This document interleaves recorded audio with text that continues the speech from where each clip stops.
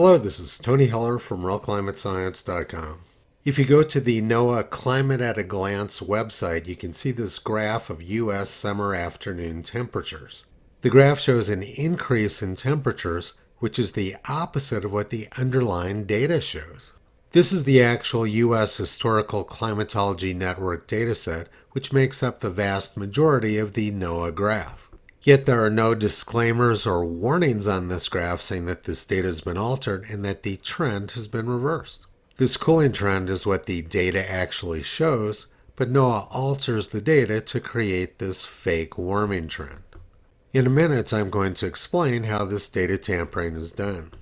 But first, I'm going to briefly discuss another aspect of this data tampering.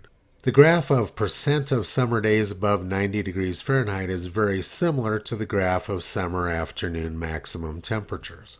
Both show a sharp decline since the 1930s with a spike in the 1950s. The correlation between them is very good. You can predict the number of 90-degree days fairly accurately just by knowing the average maximum summer temperature.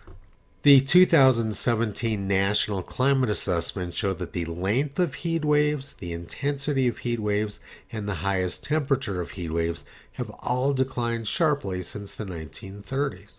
But the new National Climate Assessment under the Biden administration has rewritten history. They say hotter than usual days are becoming more common and heat waves are expected to become more frequent and intense. U.S. history has been rewritten by climate scientists over the last 6 years. Now let's take a look at how this data tampering has been done. It's actually fairly simple. The United States Historical Climatology Network consists of 1,218 stations around the country. But NOAA has been losing these stations since 1989, when 1,201 of the 1,218 stations reported.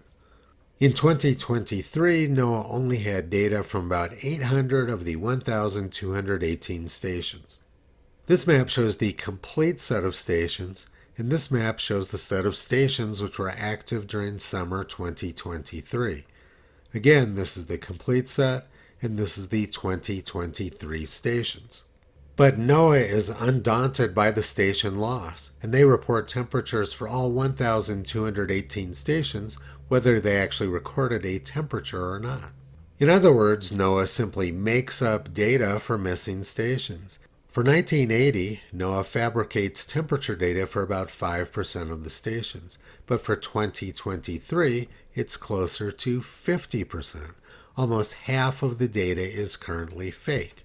This graph shows the adjustments which are being made to turn the U.S. cooling trend into a warming trend.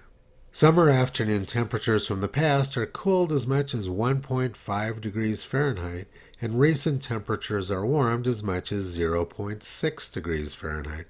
So there's about 2.1 degrees of data tampering, creating a fake upwards trend. The green line in the middle is the time of observation bias adjustment, which is frequently cited by people trying to justify this massive data tampering.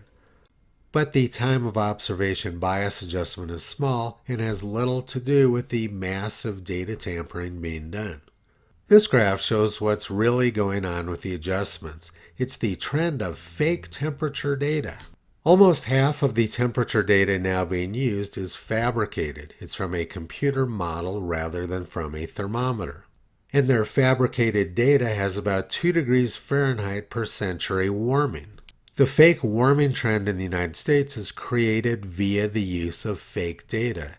It does not come from thermometers, rather it comes from a computer model which expects warming as carbon dioxide increases. They have a model which expects warming due to increasing carbon dioxide, and then they use the fake data generated by that model to try to convince people that warming is caused by carbon dioxide. It's a circular proof of junk science which no legitimate scientist would ever have anything to do with. Toto has been pulling back the curtain on the climate scam for almost 16 years. You can visit him and his family on the web at realclimatescience.com.